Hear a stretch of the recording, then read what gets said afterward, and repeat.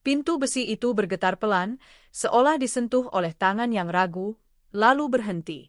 Aku berdiri membeku di ruang tamu yang gelap, napasku tertahan, jantungku berdetak terlalu keras untuk ruangan sekecil ini.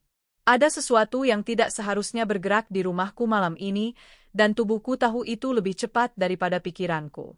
Aku sendirian, tanpa persiapan, tanpa perlindungan, sementara rumah ini terasa seolah mengenal orang lain lebih baik dariku. Setiap sudut tampak mengawasi, setiap bayangan menyimpan kemungkinan terburuk. Rasa aman yang selama ini kupegang runtuh tanpa suara. Aku berhenti bergerak. Hanya ada detik hening, napas yang terpotong, dan satu detail kecil yang terasa salah, sesuatu yang seharusnya unik, ternyata tidak. Sejak saat itu, aku sadar, rumah ini tidak pernah benar-benar milikku. Tidak ada teriakan. Tidak ada gerakan. Hanya syok yang merambat perlahan, berubah menjadi ketakutan dingin yang menetap. Pernahkah kamu merasakan firasat seburuk ini, ketika tempat paling aman justru menjadi ancaman? Pagi itu rumah terasa terlalu rapi, terlalu diam. Seolah seseorang baru saja merapikan napasnya sebelum aku bangun. Aku berdiri beberapa detik di ambang kamar, mendengarkan. Tidak ada suara apapun selain dengung halus listrik dan detak jam dinding di ruang tengah. Biasanya aku tidak pernah benar-benar memperhatikan bunyi-bunyi kecil seperti itu. Mereka selalu ada, seperti denyut nadi yang tak terasa. Tapi pagi ini, justru karena hanya itu yang terdengar, dadaku terasa sesak. Aku mencoba meyakinkan diri bahwa ini hanya perasaan setelah tidur yang tidak nyenyak. Malam sebelumnya aku terbangun beberapa kali tanpa alasan jelas, tubuh terasa ringan tapi pikiran berat, seperti ada sesuatu yang tertinggal di ujung mimpi. Aku melangkah ke dapur, menyalakan lampu, dan cahaya putih itu menyapu meja makan yang kosong. Gelas di rak tampak tersusun rapi. Terlalu rapi. Aku ingat semalam meletakkan satu gelas di dekat wastafel, berniat mencucinya pagi ini. Tapi sekarang rak itu penuh, tidak ada satu pun yang tertinggal di luar. Aku menatapnya lama, mencoba memanggil ingatan yang mungkin keliru. Mungkin aku sudah mencucinya, gumamku pelan. Suaraku terdengar asing di ruangan itu. Tidak ada yang menjawab, tentu saja, tapi ada gema kecil yang membuatku menyesal telah berbicara. Aku menyeduh kopi, mengikuti rutinitas yang sudah kulakukan bertahun-tahun. Air mendidih. Bubuk kopi. Sendok diaduk 3 kali. Biasanya suara sendok beradu dengan cangkir memberiku rasa tenang. Hari ini, bunyinya terdengar terlalu keras. Aku membawa cangkir ke ruang tamu. Tirai sudah terbuka setengah, padahal aku yakin semalam menutupnya rapat. Cahaya pagi masuk dengan cara yang tidak kukenal, membelah sofa dan karpet dengan sudut yang aneh. Rumah ini selalu terasa familiar, tapi pagi itu, ada jarak yang tidak bisa kujelaskan. Aku duduk, menyeruput kopi, dan mencoba menonton televisi. Berita pagi mengalir tanpa benar-benar masuk ke kepalaku. Pikiranku sibuk memeriksa hal-hal kecil. Posisi bantal sofa yang sedikit miring, bingkai foto keluarga yang condong ke kiri, padahal biasanya lurus. Aku bangkit, merapikannya, lalu berhenti. Tanganku menggantung di udara. Perubahan-perubahan ini terlalu kecil untuk disebut masalah, tapi terlalu banyak untuk diabaikan. Aku menarik napas dalam-dalam, mencoba tertawa kecil. Kamu terlalu sensitif, kataku pada diri sendiri. Rumah ini sudah kutempati bertahun-tahun. Aku mengenal setiap retaknya, setiap bunyi kayu memuai saat sore, setiap sudut yang sedikit lebih dingin dari yang lain.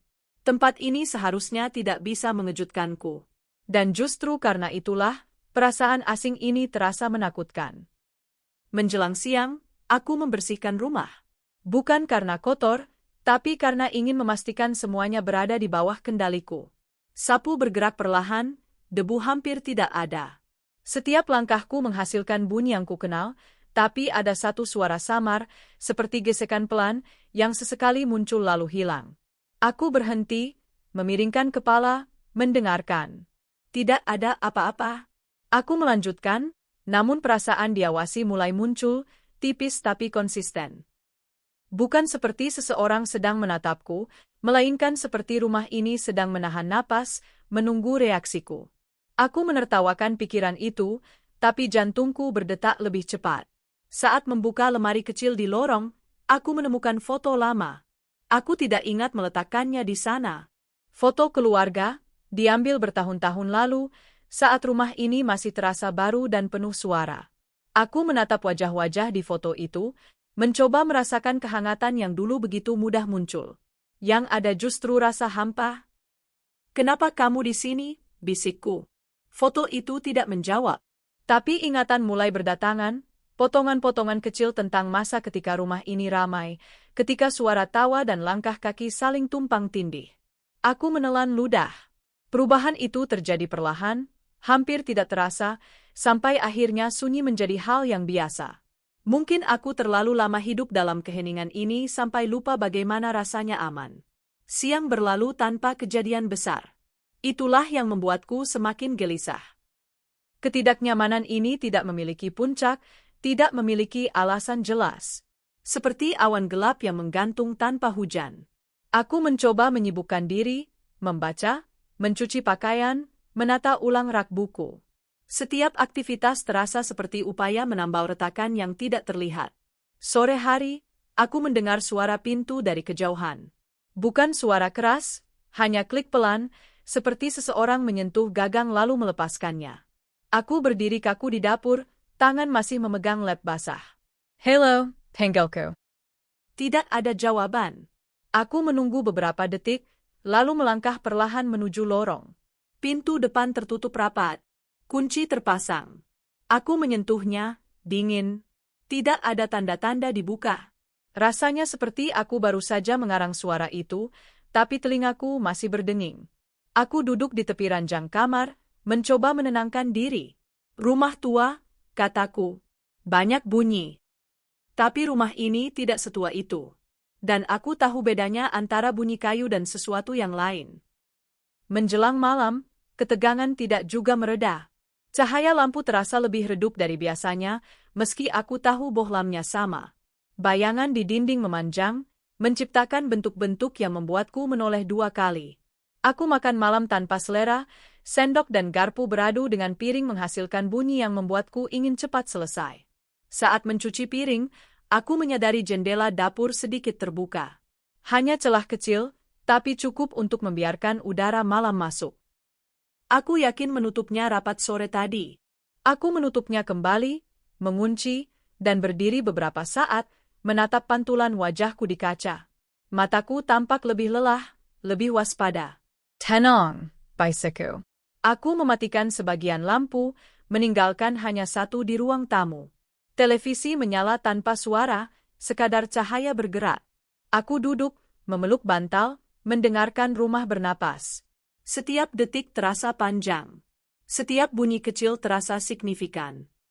Pukul 10 lewat, aku memutuskan memeriksa semua pintu dan jendela. Ritual lama yang dulu kulakukan tanpa berpikir. Pintu depan terkunci. Jendela ruang tamu terkunci. Pintu belakang terkunci. Aku berjalan menyusuri lorong menuju pintu samping yang jarang kupakai. Pintu itu mengarah ke area kecil yang jarang tersentuh, tempat aku menyimpan barang-barang lama. Aku berhenti di depannya. Gagang pintu terasa hangat. Aku menarik napas, mencoba mencari penjelasan masuk akal. Mungkin karena udara, mungkin karena aku memegangnya terlalu lama. Aku memutar kunci. Ada sedikit perlawanan, lalu terbuka. Pintu itu tidak terkunci. Aku mundur 1 langkah. Jantungku berdegup keras, memenuhi telingaku dengan bunyi yang menenggelamkan segalanya. Aku menatap lubang kunci itu, mencoba mengingat kapan terakhir kali aku membuka pintu ini. "Ingatanku kosong." Ini tidak mungkin, kataku pelan. Aku menutup pintu, menguncinya, lalu mencoba lagi. Kali ini terkunci. Seolah-olah sebelumnya memang tidak pernah terbuka. Tapi perasaan dingin di punggungku tidak hilang. Ada sesuatu tentang akses ini, tentang pintu yang jarang kupikirkan, yang terasa salah sejak awal hari ini. Aku berdiri lama di lorong gelap itu, lampu ruang tamu hanya memberi cahaya samar dari kejauhan. Rumah kembali sunyi, tapi sunyi yang berbeda. Sunyi yang memperhatikan. Kecurigaan kecil itu tidak lagi bisa kuabaikan. Ia berdiri di sana, bersama pintu samping yang baru saja kututup, menuntut penjelasan yang belum siap kudengar.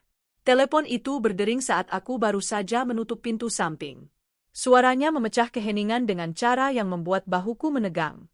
Aku menatap layar beberapa detik sebelum mengangkatnya, seolah ingin memastikan aku siap mendengar apapun dari seberang sana. Padahal aku sendiri tidak tahu apa yang kutakuti. Bu, besok pagi bisa saya datang? Suara di ujung sana terdengar biasa, terlalu santai untuk hari yang sudah terasa salah sejak pagi. Aku mengiyakan. Akapengku pendak. Tanganku masih gemetar saat menurunkan ponsel. Aku berdiri di lorong, menatap pintu samping yang kini terkunci, mencoba meyakinkan diri bahwa memanggil tukang kunci hanyalah langkah logis. Masalah kecil. Kunci yang mungkin aus. Tidak lebih. Malam itu aku tidur dengan lampu kamar menyala.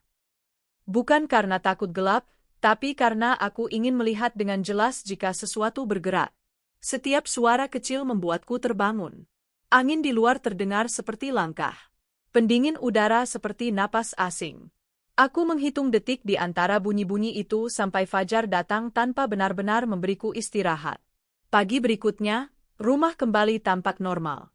Cahaya matahari masuk dengan lembut, burung-burung berkicau di luar, tetangga terdengar menyapu halaman. Dunia seolah menertawakan kegelisahanku. Aku mandi, berpakaian rapi, dan mencoba bersikap seperti hari biasa. Saat tukang kunci datang, aku menyambutnya di teras.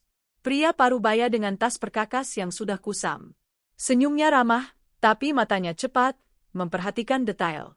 Pintu sampingnya, Bu, katanya. Aku mengangguk dan membiarkannya masuk. Setiap langkahnya di dalam rumah terdengar terlalu keras bagiku. Ia memeriksa gagang, lubang kunci, memutar kunci beberapa kali.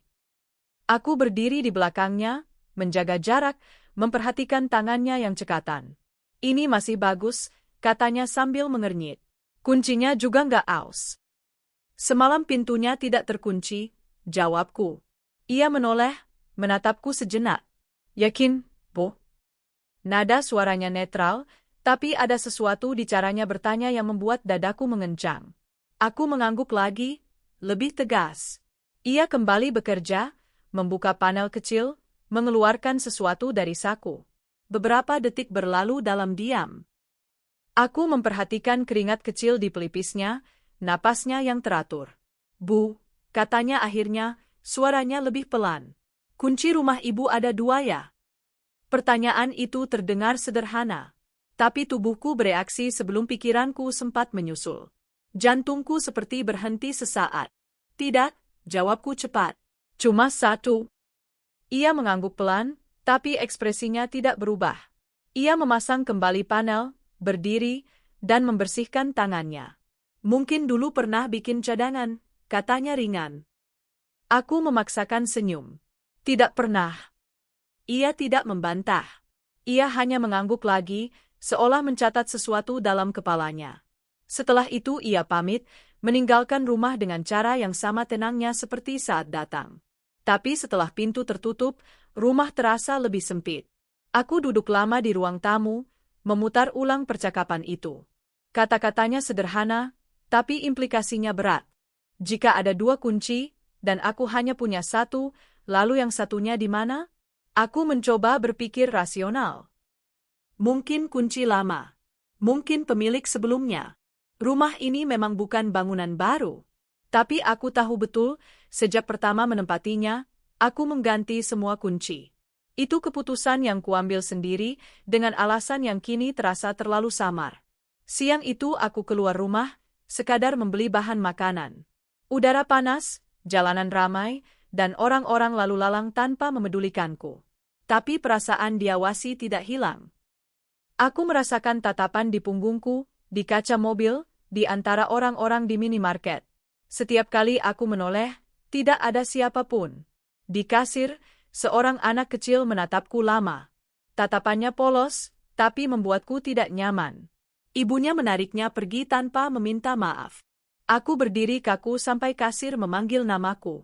Saat kembali ke rumah, aku berhenti sejenak di depan pintu. Aku memeriksa kunci dengan teliti sebelum masuk. Di dalam, semuanya tampak sama seperti saat kutinggalkan. Tapi rasa lega itu hanya bertahan beberapa detik. Aku mulai mengingat orang-orang yang pernah memiliki akses ke rumah ini. Daftar itu seharusnya pendek, tapi di kepalaku ia memanjang. Tukang bangunan, petugas air, kerabat yang pernah menginap, teman lama yang dulu kuberi kunci cadangan, lalu lupa memintanya kembali. Setiap nama membawa potongan ingatan yang tidak lagi utuh. Sore hari aku mencoba menghubungi salah satu teman lama itu. Nada sambungnya terdengar lama sebelum akhirnya terangkat. Kunci, katanya heran. Aku sudah lama nggak pegang apa-apa dari kamu. Yakin? Tanyaku. Ayah, sudah aku balikin waktu itu. Aku menutup telepon dengan perasaan tidak puas. Jawaban itu masuk akal, tapi tidak menenangkan. Aku menelpon yang lain, lalu yang lain lagi. Semua mengatakan hal yang sama. Tidak ada yang mengaku. Tidak ada yang terdengar berbohong. Tapi justru itu yang membuatku semakin gelisah. Malam datang lebih cepat dari yang kuharapkan. Aku menyalakan semua lampu. Rumah menjadi terang, hampir menyilaukan, tapi bayangan tetap ada. Aku makan malam dengan cepat, lalu memeriksa pintu-pintu sekali lagi. Pintu depan. Pintu belakang. Jendela-jendela. Pintu samping. Semua terkunci. Aku berdiri di tengah rumah, mencoba mendengarkan. Ada bunyi samar, seperti sesuatu bergeser pelan di luar. Aku mematikan napas, menunggu. Bunyi itu tidak kembali. Keheningan terasa berat, menekan telinga. Tidur malam itu tidak datang. Setiap kali aku memejamkan mata, pikiranku memutar ulang pertanyaan tukang kunci itu. Kunci kedua. Kalimat itu seperti duri kecil yang tidak bisa kucabut. Aku mulai menyalahkan diri sendiri.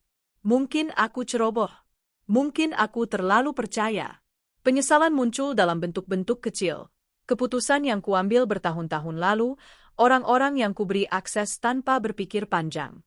Pagi berikutnya aku bangun dengan kepala berat. Mata terasa panas, tubuh lelah. Aku hampir menjatuhkan cangkir kopi karena tanganku gemetar. Aku memutuskan untuk tidak keluar rumah hari itu. Aku ingin mengawasi. Mendengarkan. Memastikan.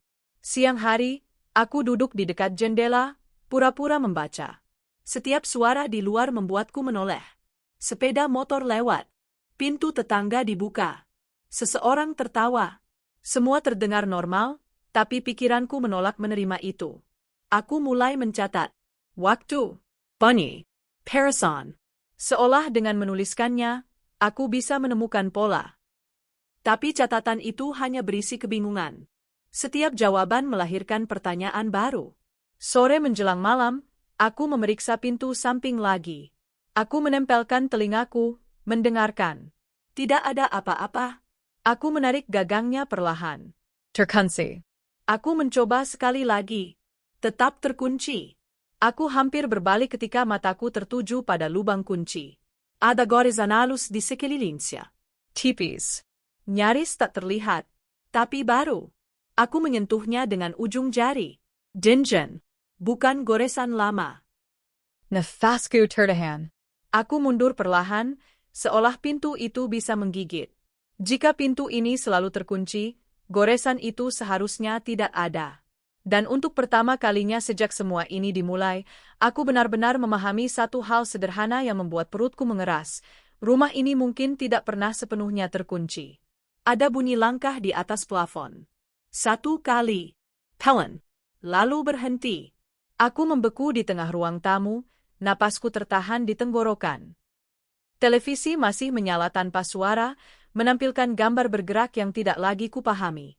Selama beberapa detik, aku menunggu, berharap bunyi itu hanya imajinasiku. Tapi harapan itu runtuh ketika terdengar gesekan lain, seperti sesuatu yang ditarik perlahan. Aku mematikan televisi. Keheningan jatuh begitu berat sampai telingaku berdenging. Setiap detik berlalu dengan lambat, seolah waktu sedang memujiku. Aku menatap langit-langit, mencoba menebak apa yang bergerak di atas sana. Tikus pekerko. Rumah-rumah lama sering punya tikus. Penjelasan paling masuk akal, tapi penjelasan itu tidak meredakan getaran di tanganku. Aku melangkah ke dapur, mengambil sapu, lalu kembali ke ruang tengah. Bunyi itu tidak muncul lagi. Hanya ada diam yang menekan. Aku berdiri lama, sampai akhirnya menurunkan sapu dan duduk di sofa. Tubuhku terasa berat, seperti baru saja lolos dari sesuatu yang belum sepenuhnya berakhir. Sejak sore itu, kepingan-kepingan kecil mulai menyatu. Goresan di lubang kunci. Pertanyaan tukang kunci. Gelas yang kembali kerat. Tirai yang terbuka sendiri. Bunyi pintu yang tidak pernah kulihat terbuka. Semua hal yang sebelumnya kuanggap sepele kini berdiri sejajar, membentuk garis yang mengarah pada satu kesimpulan yang tidak ingin kuterima. Ada seseorang yang masuk ke rumah ini. Pikiran itu membuat perutku mual. Aku bangkit, berjalan cepat ke kamar, dan mengunci pintu. Kunci berputar dengan bunyi yang terlalu nyaring. Aku menempelkan punggung ke pintu, menutup mata, mencoba mengatur napas. Aku merasa konyol sekaligus takut. Rumah ini milikku. Aku seharusnya tidak bersembunyi di dalamnya.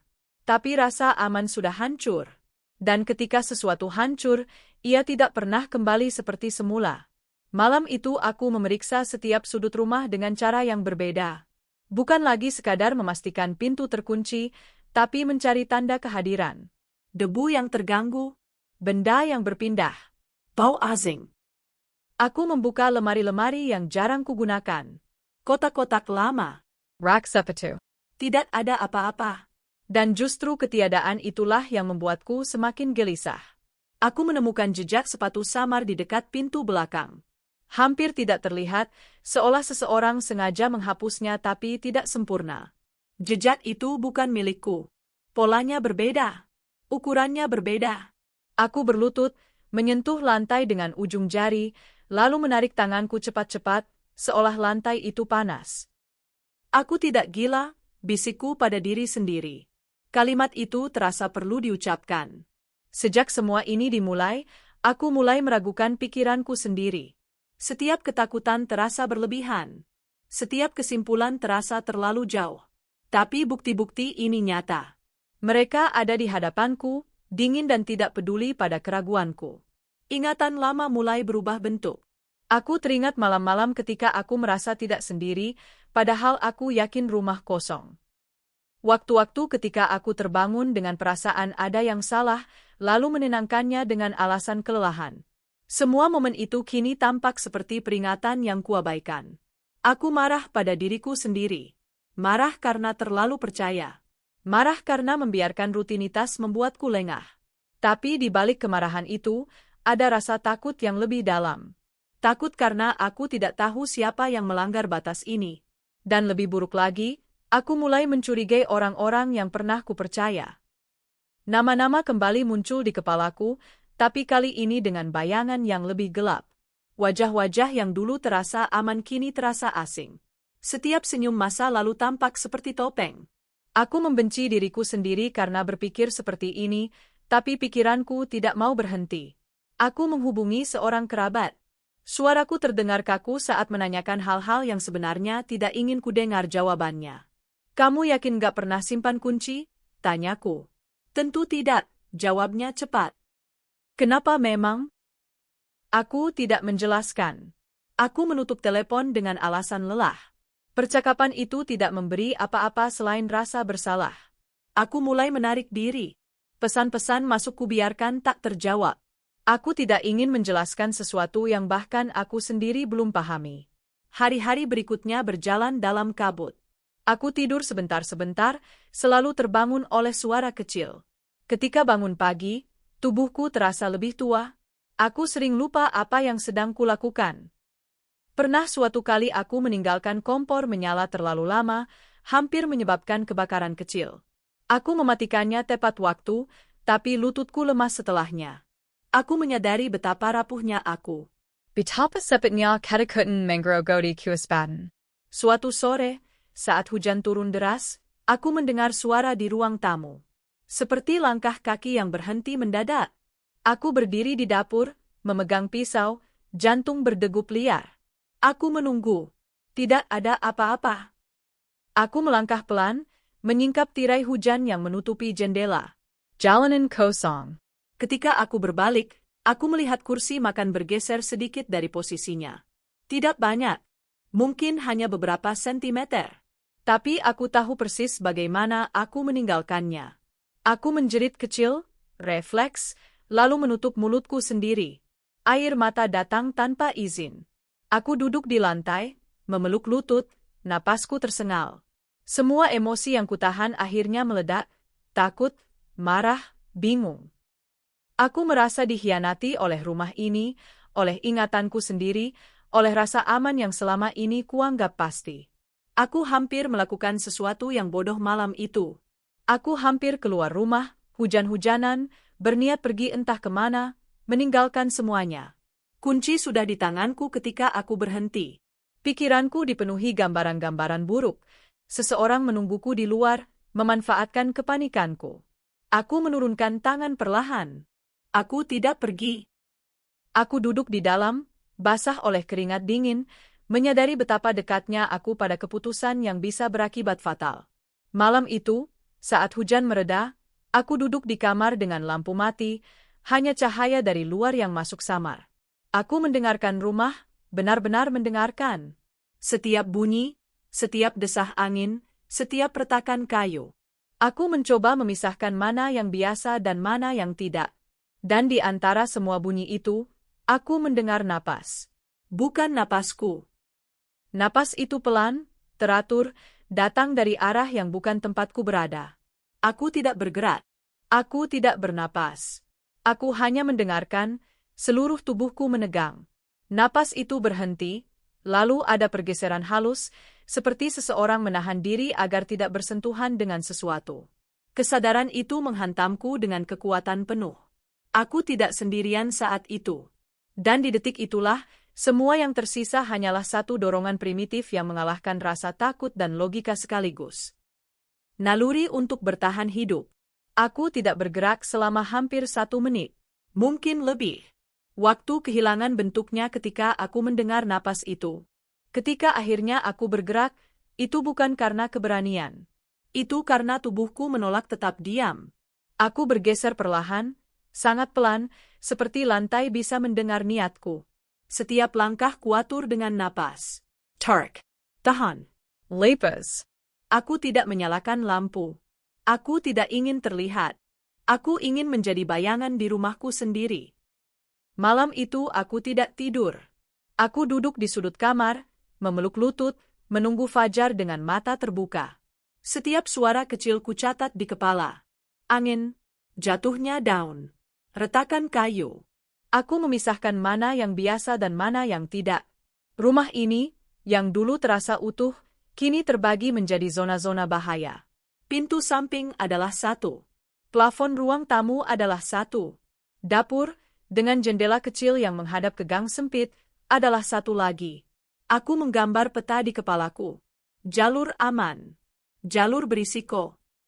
Titik buta. Pagi datang tanpa lega. Cahaya matahari justru membuat segalanya terlihat lebih jelas. Lebih nyata. Aku mandi cepat, hampir tanpa suara. Aku berpakaian sederhana, gelap, mudah bergerak. Ponsel kusimpan di saku, selalu dalam mode senyap. Aku menuliskan waktu di selembar kertas kecil dan menyelipkannya di dompet. Catatan pertama. Aku mulai mengamati dengan cara yang berbeda. Aku tidak lagi merapikan rumah. Aku membiarkan beberapa benda berada di posisi tertentu, sengaja. Kursi sedikit miring. Buku sedikit keluar dari rak. Karpet tidak rata. Jika ada yang berubah, aku ingin tahu. Setiap jam aku berjalan pelan, memeriksa. Aku mencium udara. Ada bau sabun yang bukan milikku di kamar mandi kecil dekat dapur. Sangat samar. Tapi aku yakin. Aku tidak mengganti sabun. Aku menulisnya. Jam 10:12 menit. Ketegangan antara ingin pergi dan harus tinggal menggerogoti pikiranku. Ada dorongan kuat untuk keluar rumah, mencari tempat ramai, merasa aman di antara orang lain. Tapi ada suara lain yang lebih dingin, lebih keras. Jika aku pergi tanpa tahu apa yang terjadi di sini, aku tidak akan pernah merasa aman. Bukan dimanapun. Aku menutup tirai, tapi menyisakan celah kecil. Dari sana aku bisa melihat halaman. Tidak ada yang aneh. Tetangga lalu lalang. Seorang ibu menjemur pakaian. Anak kecil bersepeda. Dunia berjalan seperti biasa. Rasanya seperti aku terpisah oleh kaca tebal. Siang itu, aku hampir membuat kesalahan fatal.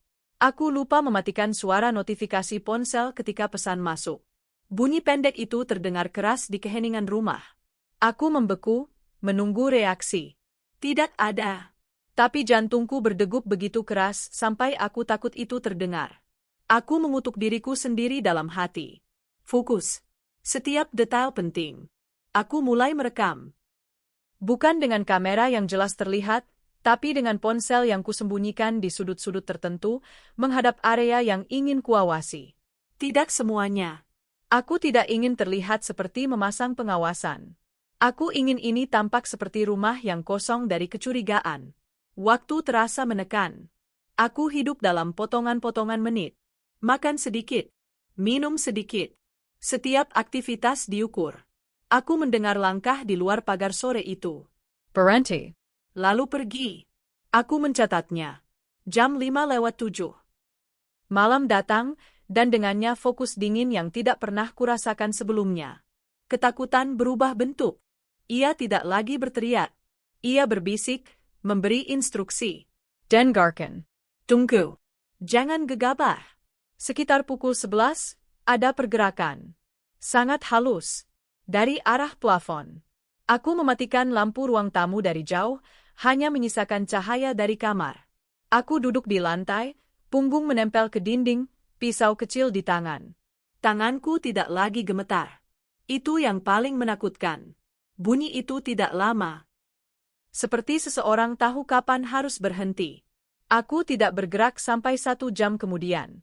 Ketika akhirnya aku berani berdiri, kakiku terasa kaku, tapi pikiranku tajam. Aku memeriksa rekaman keesokan paginya.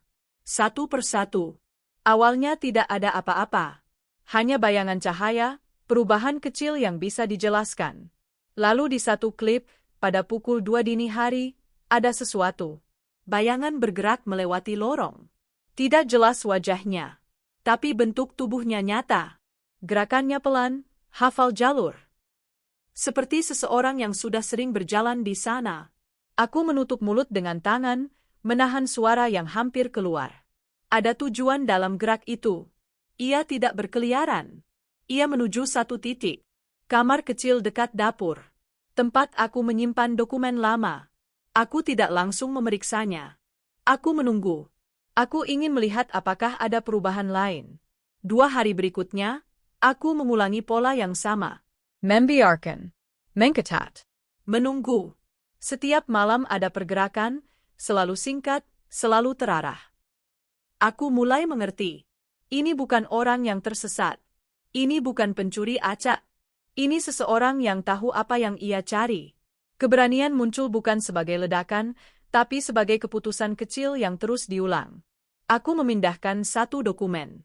Aku menukar isi laci. Aku meninggalkan umpan kecil. Sebuah amplop kosong yang tampak tua. Malam berikutnya, pergerakan itu terjadi lagi. Lebih lama. Aku mendengar bunyi kertas. Kesikan pelan. Aku menahan napas. Ketika semuanya sunyi kembali, aku menunggu sampai pagi. Amplop itu berpindah. Isinya tetap kosong, tapi posisi amplop berbeda.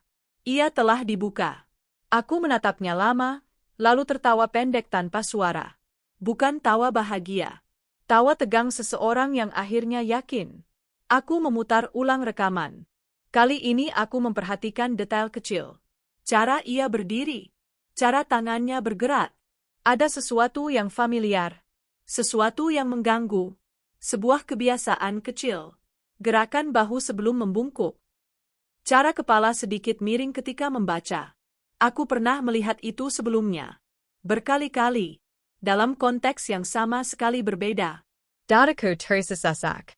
Nama itu muncul di kepalaku sebelum aku siap menerimanya. Aku menutup mata, mencoba menyingkirkannya. Tidak. Tidak mungkin. Itu terlalu dekat. Terlalu personal. Aku membuka mata lagi dan melihat catatanku. Waktu. Pola. Tujuan.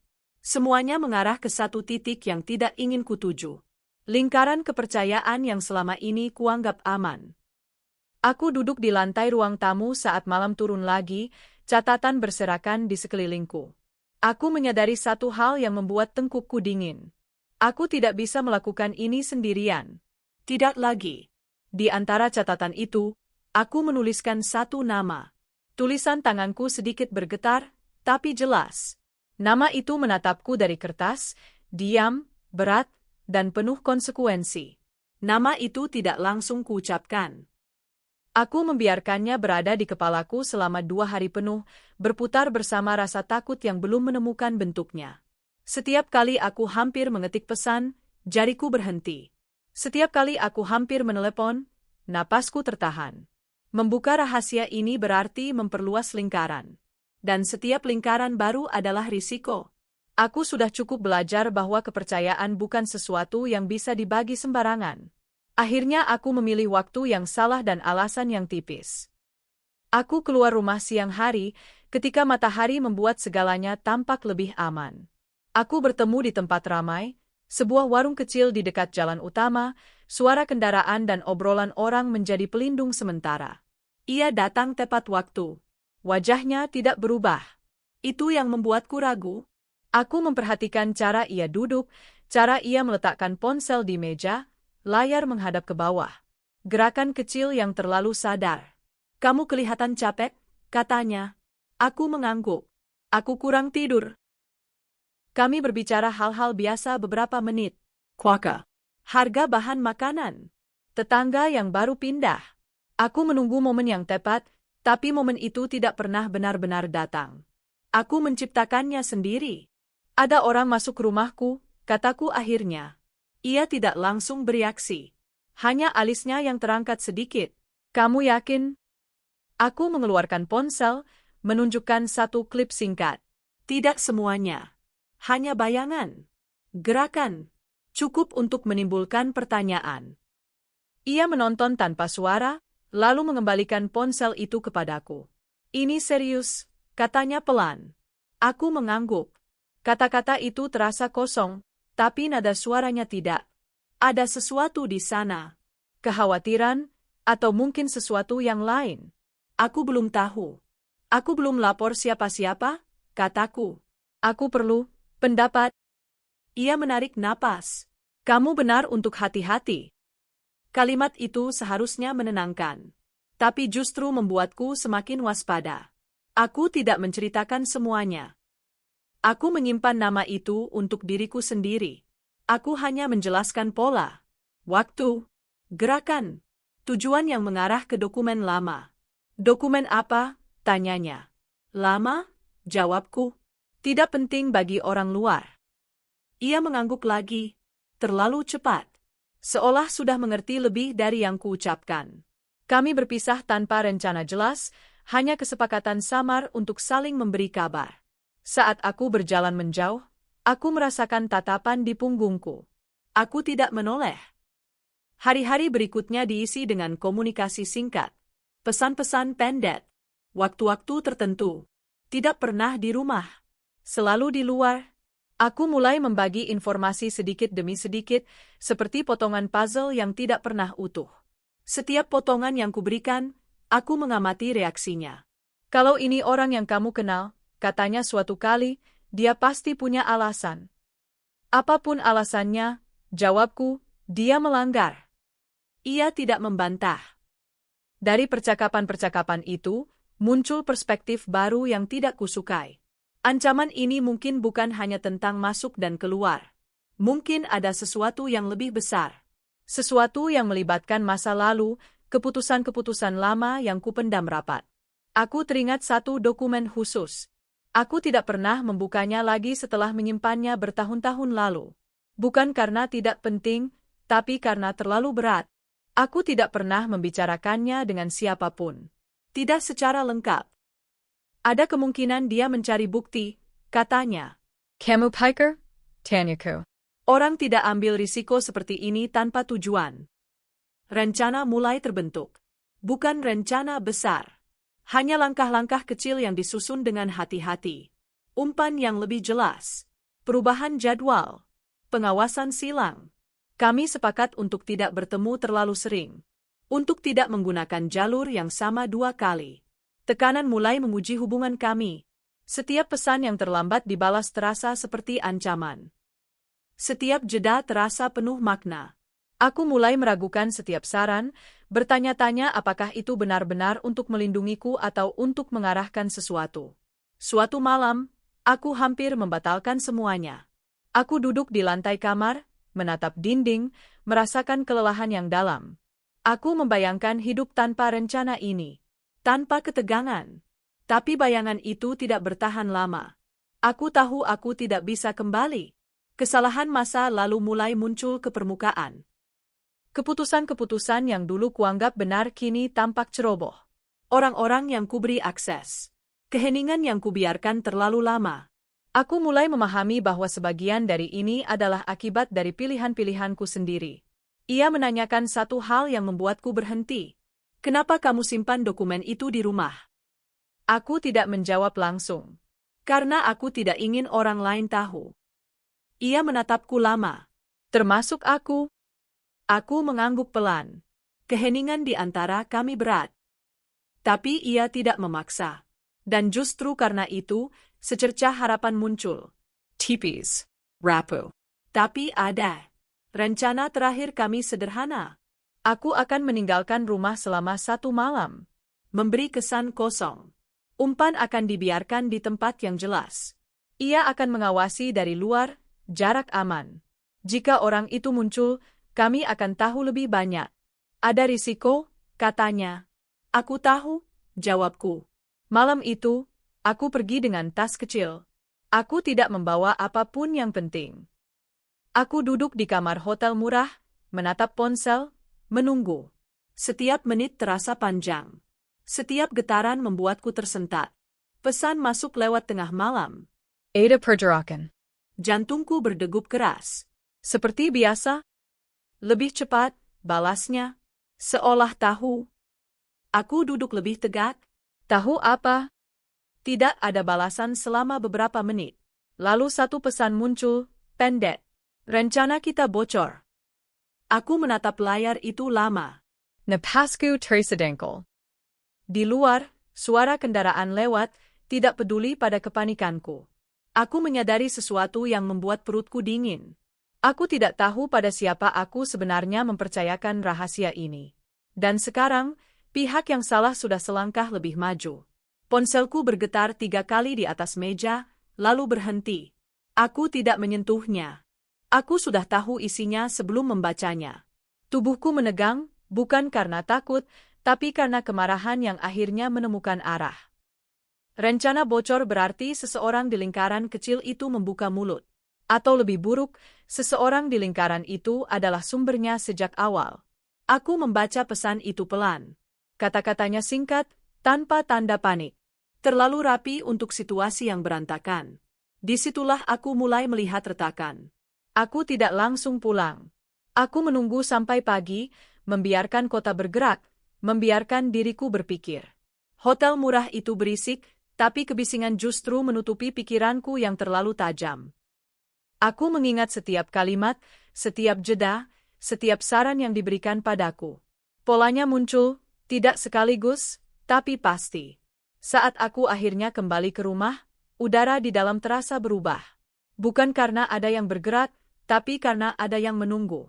Aku membuka pintu perlahan, mengunci dari dalam, lalu berdiri tanpa menyalakan lampu. Bau yang sama tercium lagi. Sabun yang bukan milikku. Aku tersenyum tipis. Tekanan memang membuat orang ceroboh. Aku mulai mengumpulkan bukti dengan cara yang tidak lagi defensif. Aku tidak bersembunyi. Aku menantang tanpa terlihat menantang. Aku menata ulang umpan, bukan untuk memancing masuk, tapi untuk memancing kesalahan. Dokumen lama ku taruh di tempat yang salah. Kamera ku sembunyikan di sudut yang tidak biasa. Aku menunggu. Malam itu, pergerakan terjadi lebih cepat. Tidak hati-hati.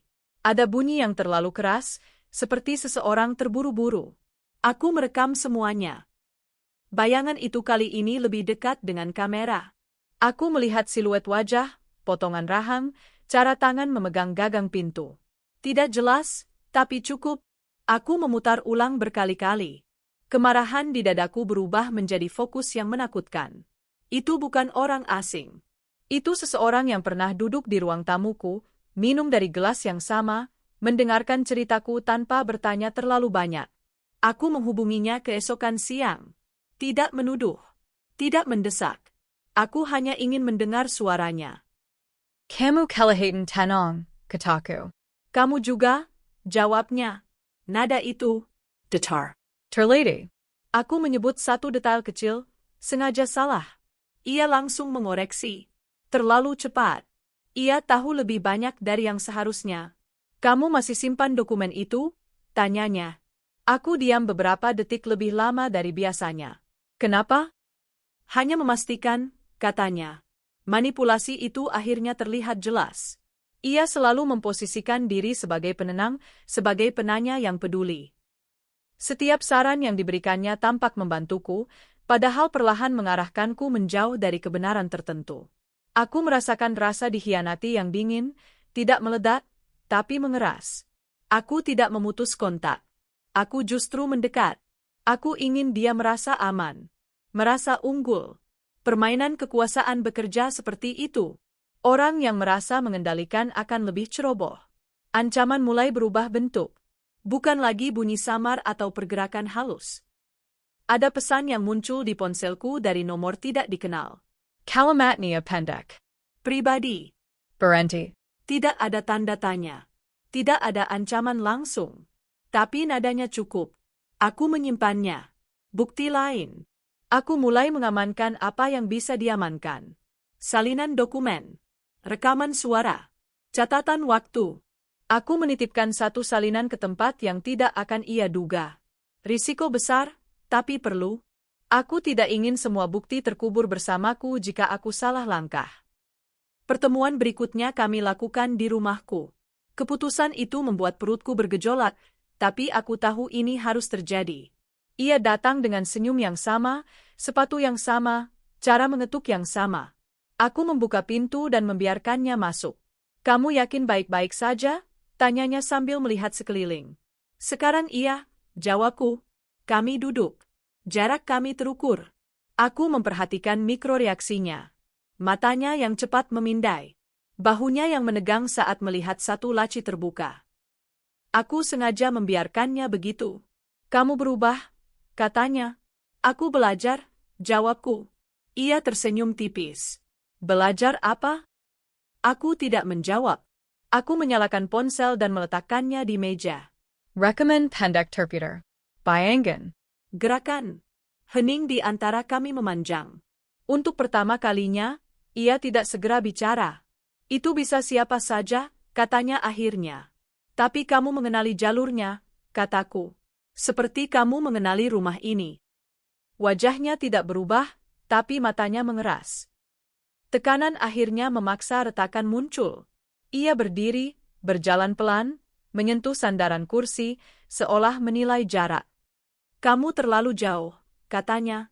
Aku terlalu dekat, jawabku. Ancaman menjadi lebih agresif setelah itu. Panggilan malam. Pesan yang mengutip kalimat pribadiku. Sesuatu yang hanya diketahui orang tertentu. Setiap kali aku menolak mundur, tekanannya meningkat. Tapi bersamaan dengan itu, kesalahannya juga bertambah. Ia lupa satu kamera, lupa satu waktu, lupa satu kebiasaan kecil yang terekam jelas. Aku mengumpulkan semuanya, menyusunnya seperti puzzle terakhir. Tidak ada lagi ruang untuk ragu. Malam itu, ia memaksaku memilih. Aku menerima pesan singkat. Sekarang, aku tahu kemana ia ingin aku datang. Tempat sempit di belakang rumah, akses yang jarang kupakai. Aku membawa ponsel, rekaman berjalan. Aku melangkah pelan, jantungku berdetak stabil, anehnya tenang. Ia sudah menunggu. Wajahnya setengah tertutup bayangan. Tidak ada senyum. Tidak ada basa-basi. Kamu seharusnya berhenti, katanya. Kamu seharusnya tidak masuk ke rumahku, jawabku. Kami berdiri berhadapan, jarak yang berbahaya. Aku melihat sisi gelapnya sepenuhnya kini. Bukan kemarahan liar, tapi kontrol dingin seseorang yang terbiasa memegang kendali. Ia melangkah mendekat, dan di detik itu aku menyadari kesalahanku. Pintu di belakangku tertutup dengan bunyi klik yang pelan. Terlalu pelan. Aku menoleh. Terkunci. Aku kembali menatapnya. Matanya tenang. Terlalu tenang. Semua rencana, semua bukti, terasa menjauh dalam satu tarikan napas. Aku terjebak, tanpa jalan keluar, dan untuk pertama kalinya sejak semua ini dimulai, aku merasakan sesuatu yang lebih berat dari takut. Kesadaran bahwa kebenaran memang menuntut harga. Kunci itu berputar sekali, lalu berhenti. Suaranya kecil, tapi cukup untuk menghapus semua kemungkinan mundur. Aku tidak berteriak. Aku tidak memukul pintu. Tubuhku justru terasa ringan, seperti telah menerima sesuatu yang tak terelakkan. Lampu di area belakang redup, hanya satu bohlam menggantung, berayun pelan karena angin malam. Bayangan kami bergerak di dinding, memanjang, saling mendekat dan menjauh. Kamu tenang sekali, katanya. Karena aku sudah siap, jawabku. Itu setengah bohong. Tidak ada yang benar-benar siap untuk momen seperti ini. Tapi ketakutan yang dulu menggerogoti kini telah berubah menjadi sesuatu yang lebih keras. Tekad. Aku mengingat setiap rencana, setiap cadangan, setiap detail kecil yang kusembunyikan dari semua orang, termasuk dia. Ia melangkah mengitari ruangan, memeriksa sudut-sudut seperti pemilik sah. Aku mengikuti dengan mata, tidak bergerak. Aku merasakan ponsel di saku, hangat, merekam. Setiap detik berharga. Setiap kata bisa menjadi penentu. Kamu membuat ini sulit, katanya. Padahal bisa selesai diam-diam. Aku tidak hidup untuk memudahkanmu, kataku. Ia tertawa pendek. Suara itu asing, tanpa humor. Kamu selalu seperti ini. Mengira kebenaran akan melindungimu. Ia menyebut masa lalu dengan cara yang menusuk. Keputusan lama. Dokumen itu. Alasan mengapa ia merasa berhak. Kata-katanya terukur, disusun untuk mengguncang, bukan untuk meyakinkan. Manipulasi terakhir. Aku membiarkannya bicara. Setiap pengakuan adalah pisau bermata dua. Kamu masuk ke rumahku, kataku pelan. Berulang kali. Karena kamu menyimpannya, balasnya. Karena kamu tahu nilainya. Aku menggeleng. Nilainya bukan itu. Nilainya pada apa yang kamu lakukan setelahnya. Ketegangan memuncak cepat. Ia mendekat. Terlalu dekat. Aku mundur satu langkah, kaki menyentuh sesuatu di lantai. Aku hampir tergelincir, tapi menahan diri. Kesalahan kecil. Hampir fatal.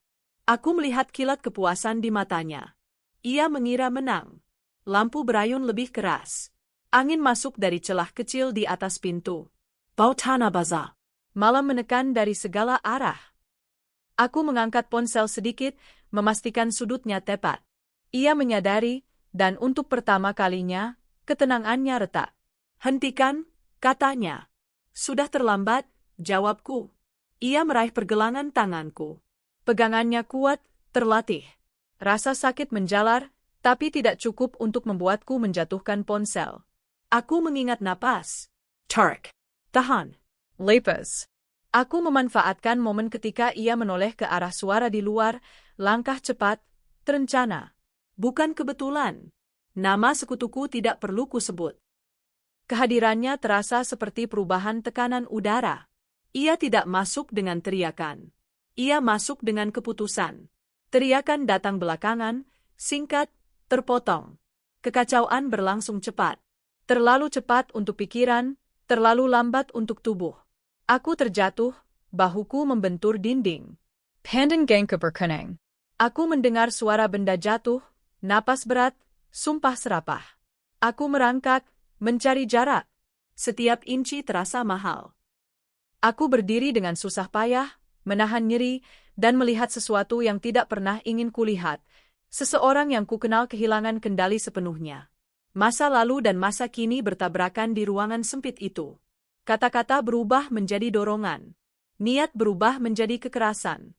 Aku melihat ketakutan di matanya, bukan karena tertangkap, tapi karena kendali terlepas.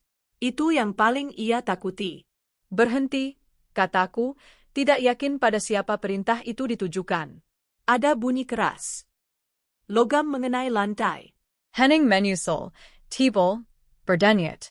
Aku berdiri terengah, tangan gemetar, ponsel masih menyala. Sekutuku menatapku, wajahnya pucat tapi fokus. Keluar, katanya. Kami keluar ke udara malam yang dingin. Aku duduk di tanah, punggung bersandar pada tembok luar. Nyeri mulai terasa nyata, menggantikan adrenalin. Sirene terdengar dari jauh, mendekat.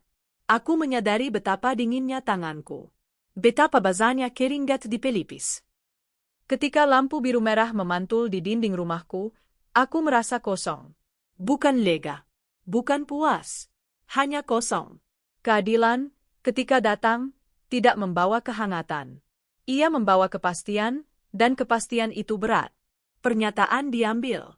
Bukti diserahkan. Recommend Deputer. Wajah-wajah asing mencatat, mengangguk, bertanya dengan suara profesional. Aku menjawab seperlunya. Tidak lebih. Setiap kata terasa seperti mengulang luka. Ia dibawa pergi tanpa menoleh. Tidak ada permintaan maaf.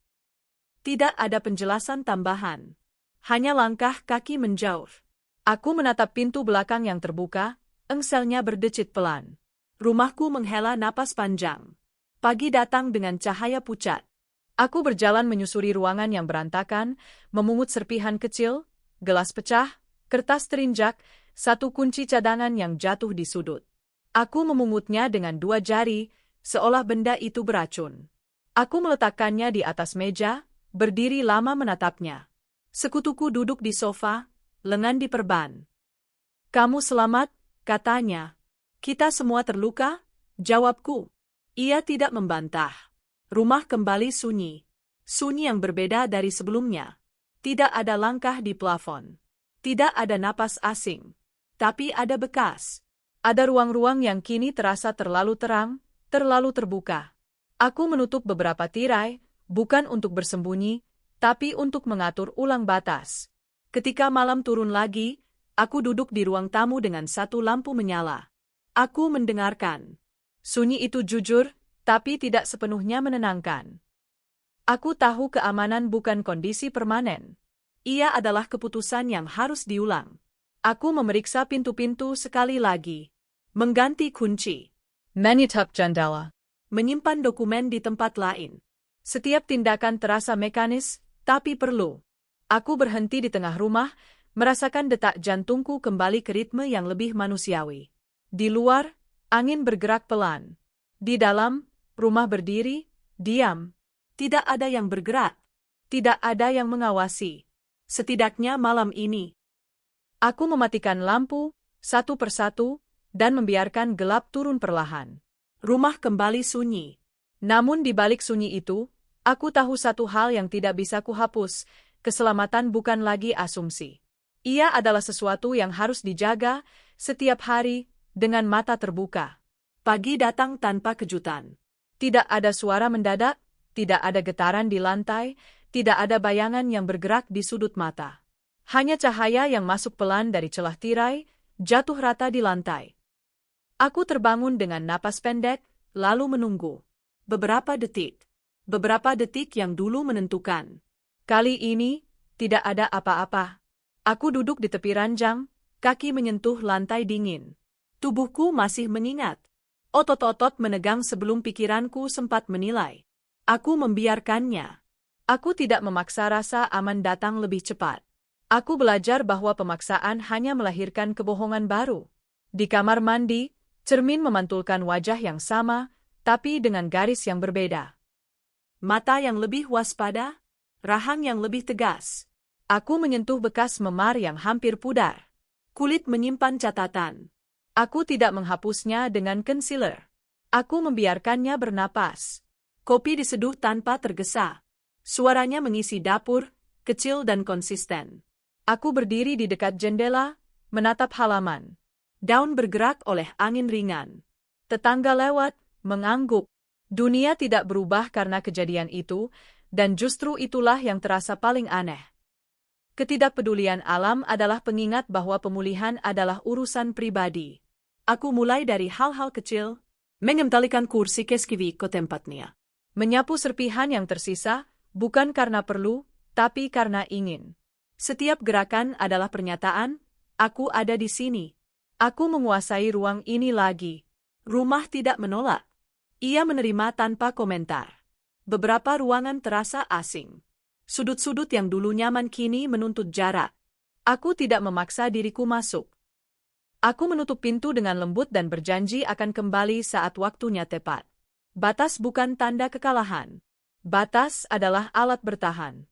Siang hari membawa suara. Kendaraan, anak-anak pulang sekolah, penjual lewat. Aku membuka pintu depan sebentar, membiarkan kebisingan masuk. Dulu aku menghindari suara. Sekarang aku mengundangnya dalam takaran kecil. Aku belajar mengatur, bukan meniadakan. Telepon berdering. Nama sekutuku muncul. Aku mengangkat tanpa tergesa. "Kamu bagaimana?" tanyanya. Ada, jawabku. Satu kata yang cukup. Aku mampir sore. Kalau kamu siap. Aku menimbang, lalu mengangguk meski ia tak melihat. Datanglah. Aku mematikan telepon dan duduk di lantai ruang tamu. Aku menyandarkan punggung ke sofa, merasakan kainnya. Tekstur adalah jangkar. Aku menghitung napas. Tidak untuk menenangkan, hanya untuk hadir. Sore membawa cahaya yang hangat. Sekutuku datang dengan langkah yang lebih pelan dari biasanya. Ia meletakkan sepatu rapi, menunggu izin sebelum melangkah lebih jauh. Aku menghargainya. Kopi, tanyaku. "Air saja," katanya. Kami duduk berhadapan, jarak aman di antara kami. Tidak ada kebutuhan untuk mengisi sunyi. Sunyi di ruangan itu berbeda. Ia jujur, tidak menekan. "Aku minta maaf," katanya akhirnya. "Kamu tidak perlu," jawabku. Kamu ada. Ia mengangguk. Kami membicarakan hal-hal praktis. Proses yang berjalan. Jadwal. Langkah-langkah kecil. Tanpa menyebut nama yang tidak perlu disebut. Tanpa mengorek luka. Informasi sebagai alat, bukan beban. Sebelum pergi, ia berdiri lama di ambang pintu. "Rumah ini terasa berbeda," katanya. "Karena aku berbeda," jawabku. Ia tersenyum tipis, lalu pergi. Malam turun perlahan. Aku menyalakan lampu dengan intensitas rendah. Tidak untuk bersembunyi, tapi untuk mengatur suasana. Aku memasak makanan sederhana. Uap naik, menempel di kaca. Aroma menenangkan, bukan karena rasa, tapi karena ritual. Saat makan, pikiranku melayang ke kehilangan yang tidak bisa disebutkan tanpa menyederhanakan. Kehilangan kepercayaan lama. Kehilangan ilusi. Kehilangan versi diriku yang percaya rumah selalu cukup. Aku tidak mencoba menggantinya. Beberapa hal memang tidak punya substitusi. Aku membersihkan piring dan menaruhnya terbalik. Gerakan berulang. Aman. Aku menutup jendela satu persatu, bukan karena takut, tapi karena malam memang meminta penutupan. Aku memeriksa kunci tanpa hitungan obsesif. Sekali cukup. Di ruang kerja, aku membuka berkas yang tersisa. Dokumen yang dulu menjadi sumber masalah kini hanya kertas. Nilainya berubah. Aku memindahkannya ke tempat baru, lebih jauh, lebih tepat.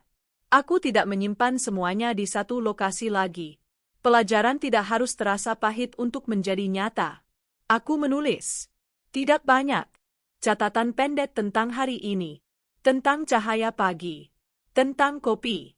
Tentang duduk di lantai. Aku tidak menulis tentang ketakutan. Ketakutan akan datang sendiri jika ingin. Aku tidak perlu mengundangnya. Beberapa malam kemudian, mimpi datang. Tidak seperti dulu. Fragmen, bukan serangan. Aku terbangun dengan jantung cepat, lalu menenangkannya dengan sentuhan pada meja samping. Kayu dingin. Niara. Aku tidak memerangi mimpi. Aku menyapanya dan membiarkannya pergi. Hari-hari berjalan dengan ritme baru. Aku memasang kebiasaan kecil sebagai penyangga, berjalan pagi singkat, menyiram tanaman, mematikan ponsel di jam tertentu. Aku memberi diriku izin untuk menolak undangan. Aku juga memberi izin untuk menerima. Rumah mulai berbicara dengan cara lain. Bunyi lantai kayu yang mengembang saat panas. Bau hujan di sore hari. Cahaya bulan yang jatuh tepat di karpet. Detail-detail ini dulu ada, tapi tertutup oleh asumsi. Sekarang aku melihatnya tanpa romantisasi. Rumah bukan benteng. Rumah adalah perjanjian yang diperbarui setiap hari. Suatu sore, aku menemukan kunci lama di laci, yang pernah menjadi simbol celah. Aku memegangnya lama. Dingen. Berat. Aku tidak membuangnya. Aku memasukkannya ke kotak kecil bersama catatan tanggal. Mengingat bukan berarti mengundang. Mengingat adalah penataan arsip batin. Aku mulai mengundang orang dengan selektif. Bukan karena curiga, tapi karena menghormati ruang. Setiap tamu adalah keputusan. Setiap keputusan membawa konsekuensi. Aku belajar mengatakan tidak tanpa alasan panjang. Ada hari-hari ketika rasa aman terasa rapuh. Ketika bayangan memanjang lebih cepat dari seharusnya. Aku duduk, bernapas, dan mengingatkan diri, rapuh bukan berarti hilang. Ia hanya meminta perhatian. Aku mengganti beberapa perabot. Bukan untuk melupakan, tapi untuk menandai bab baru. Kursi di sudut dipindah. Lampu diganti. Tanaman baru diletakkan dekat jendela. Perubahan kecil, konsisten. Aku tidak merombak total. Aku merawat. Suatu malam, hujan turun deras. Aku duduk di ruang tamu dengan lampu mati, hanya cahaya dari luar. Aku mendengarkan hujan menghantam atap. Dulu, suara ini membuatku gelisah. Sekarang, ia menenangkan. Karena ia datang dari atas, dari alam, bukan dari dalam. Aku memikirkan masa depan tanpa merencanakannya terlalu detail. Mungkin ada pindah. Mungkin tidak. Keamanan tidak selalu berarti tinggal. Ia berarti memilih dengan sadar. Aku tidak terburu-buru. Aku mengizinkan ketidakpastian yang sehat. Aku menyadari satu hal yang tidak pernah kupelajari sebelumnya. Kekuatan tidak selalu terlihat seperti keberanian keras. Kadang ia seperti duduk diam dan berkata cukup. Cukup untuk hari ini. Cukup untuk melangkah pelan. Pagi berikutnya, aku membuka pintu lebih lama. Udara masuk, segar. Aku menyapu teras. Tetangga menyapa. Aku membalas dengan senyum kecil. Tidak berlebihan. Jujur. Di dalam, rumah berdiri dengan tenang. Tidak menuntut. Tidak menjanjikan. Ia ada. Aku ada. Itu cukup. Aku mematikan lampu yang tidak perlu. Aku menutup pintu dengan klik lembut. Aku berdiri sejenak di tengah ruangan, merasakan keseimbangan baru. Tidak sempurna. Tidak kebal. Tapi nyata. Ketika malam turun lagi, aku tidak menghitung detik. Aku membaca beberapa halaman buku, lalu meletakkannya.